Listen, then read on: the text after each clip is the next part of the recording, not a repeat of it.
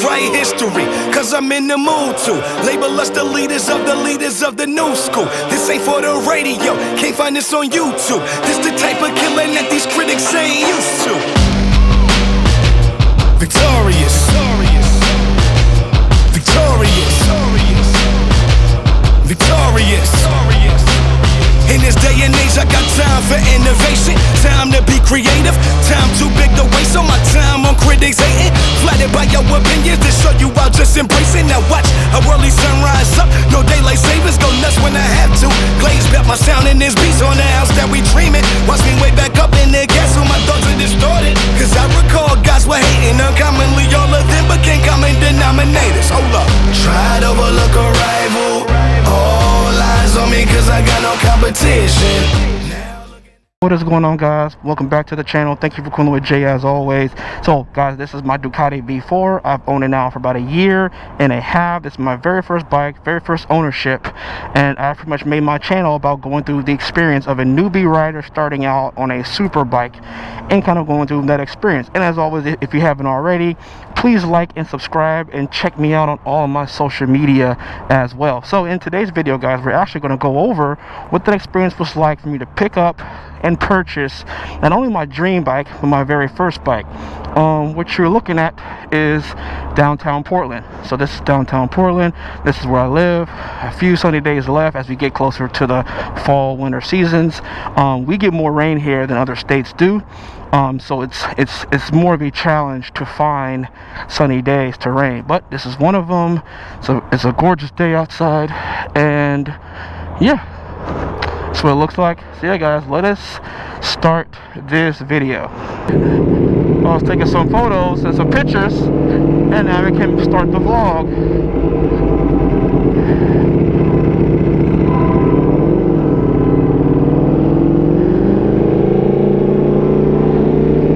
Alright, so as I stated before, this is my very first bike, very first ownership. In general, like I said, all I've done is taken the riding course. That's about it. So that's all I've done is taken the riding course, which was now about what, 8 years ago now, I guess. And then now I have this guy. So what it was like going into the shop and saying, I want that one. Not just anyone, but you know, this guy, yep, he likes it, he digs it. Not only any bike, but it being my dream bike, and obviously it being, you know, it's not cheap either. So I have to be careful on this bridge because it's pretty much see-through. Like if you were to stand right here, you can see the water straight down. So it's not a big contact patch. So you can feel the back wheel squirm a little bit and slide. So you gotta be very, very careful on this bridge.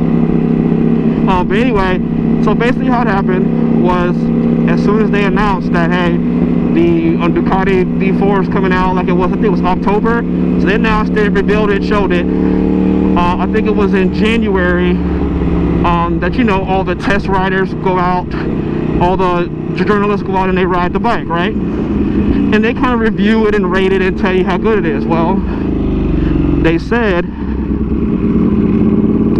that the V4 was one of the most easiest to handle bikes they've ever been on, right? They got a lot of praises in that review about the bike, and I was like, done, sold. So I knew I wanted to start my channel, right? I knew eventually I wanted to get into moto vlogging, and I was like, perfect. And I knew I wanted a Ducati, right? My fear with the 499 was, you know, it wasn't as easy to ride. I heard from reviews as other bikes, and I knew I wanted to kind of get into that niche of starting out on a leader bike. I just didn't know which one. I knew I wanted the Ducati, but I was like, I was scared about the reviews I heard from the 499, especially the heat. That was my biggest turn off for that one, was heat. So I was like, I'm not trying to cook on the freeway, because again, obviously I don't know how bad it is. I've never been on one, so I didn't know how bad it was actually going to be. But they made it sound like I was going to need to get, you know, surgery from the heat, burns and stuff. So I was like, yeah, I'm not really feeling that. So anyway, came out, reviews were great. I was like, done.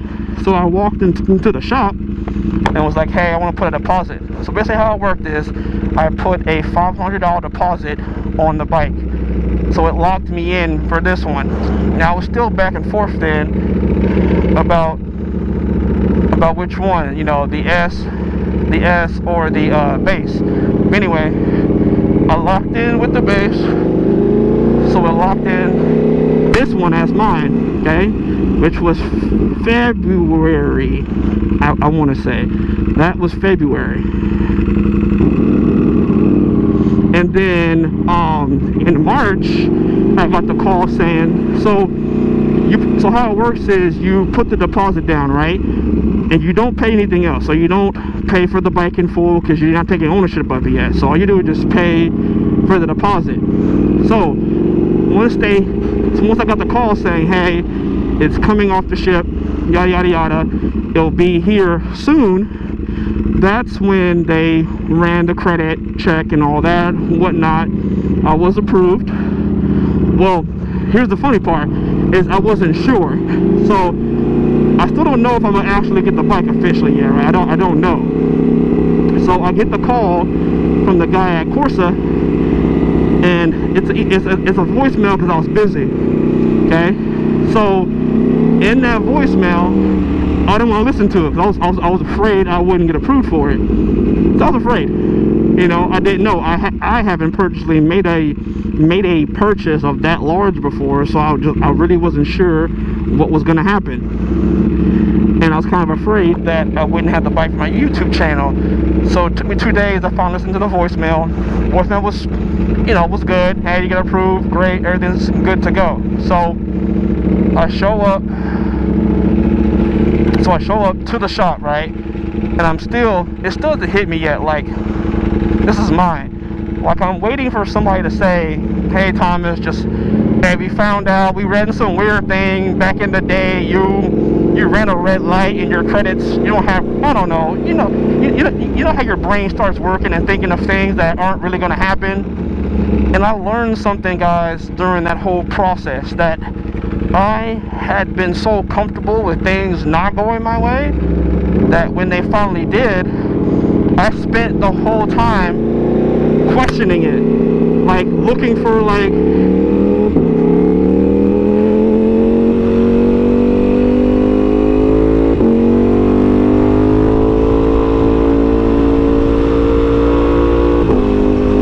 see, I remember that show Pranked. That's what I was thinking about. I was like, yo, I'm getting pranked. So I'm gonna come out of here and say some pranked April Fools.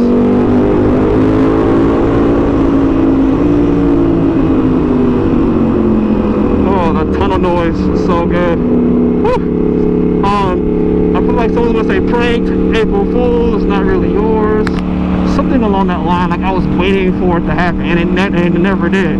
So anyway, I walked in. So in Motor Corsa, I'll show a picture now. So they have what's called the Red Room, and this is where all the, you know, people take delivery of their bike. I still haven't seen it yet, right? And I'd taken mine with adding a few modifications on mine when I first got it. So when I first got the bike, I'd ordered this guy here. I digress. So I walk into the shop, right, and I go to the front door, and I'm looking around for my bike.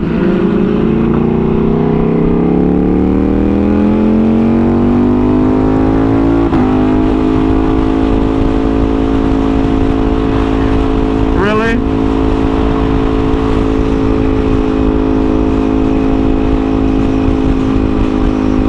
You don't want to do this, bro.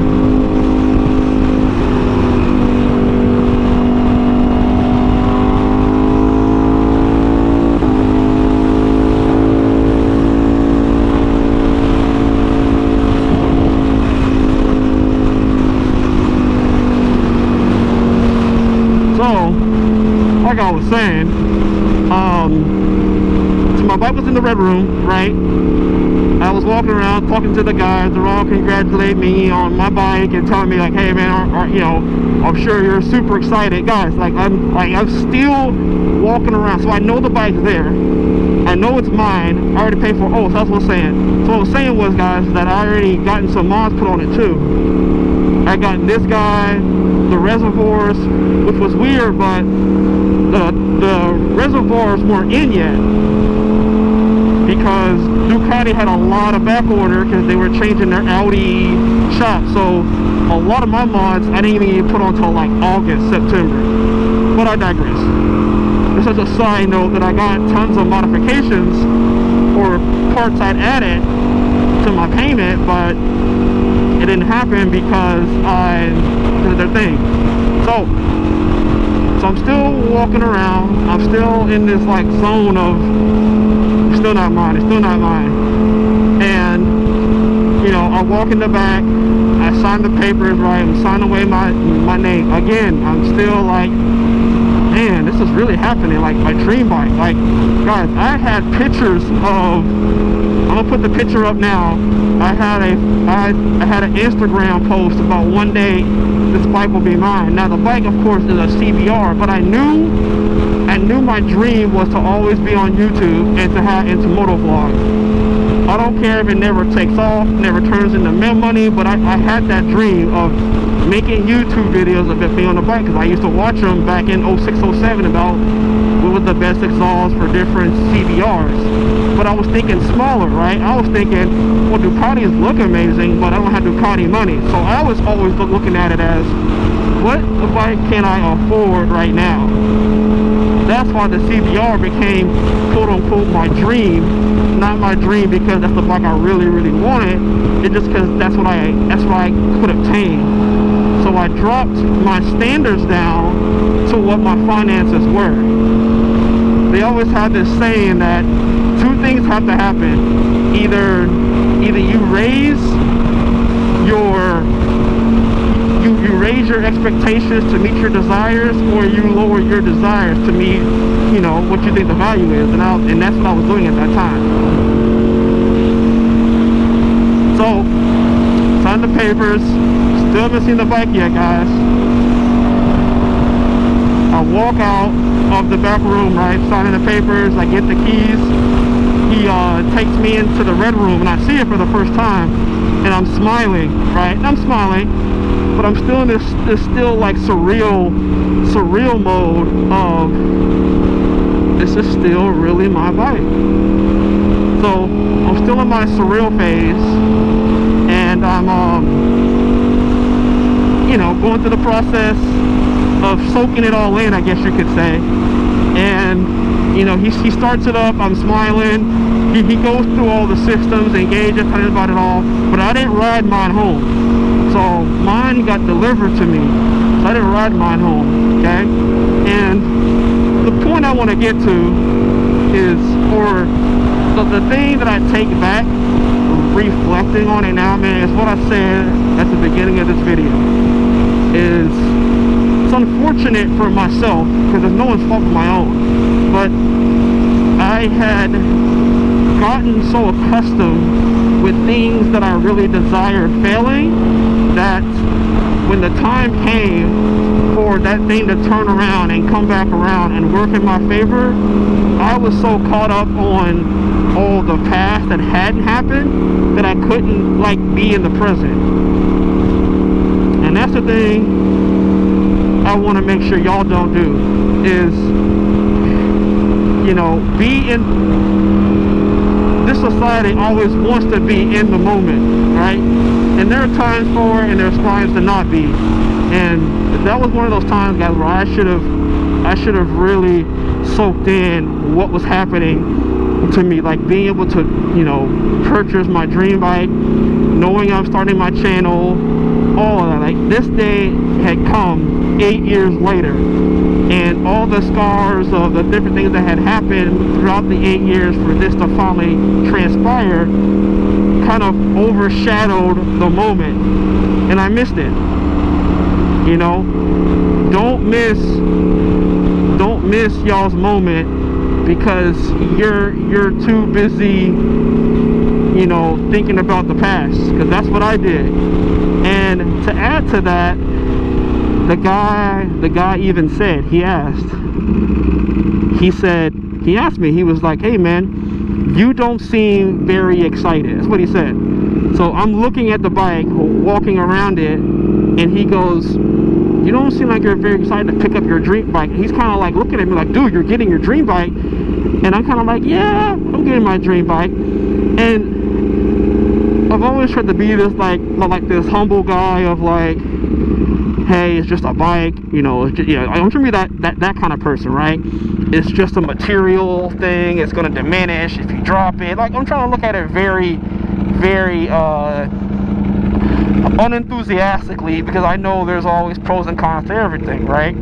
So I'm trying to carry this through it.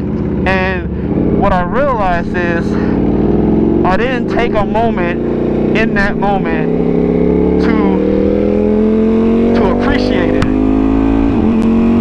I didn't take a moment in that moment to appreciate what God had done, like what he had blessed me to finally have, the doors he had finally opened for him to finally, you know, for me to finally get what I wanted.